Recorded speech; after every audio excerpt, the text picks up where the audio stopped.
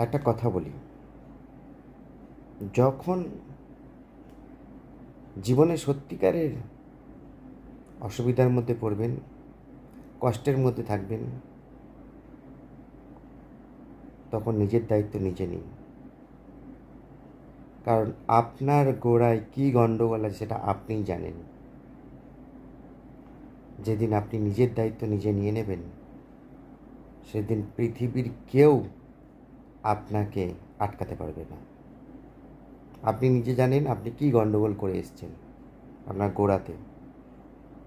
তাই অন্যকে সেই দায়িত্ব দিয়ে সে গোড়ায় যতই জল ঢালুক আর যতই সার দিক, আপনার গাছকে আবার ফল ফুলে পরিণত করতে পারবে না। তাই যখন আপনার নিজের অসুবিধা আসবে, খারাপ সময় আসবে, গাছে ফল কম ধরবে, তখন নিজের দায়িত্ব নিজে নিন এবং আপনার গোড়ার গণ্ডগোলটা দূর করুন। দেখবেন আপনি আবার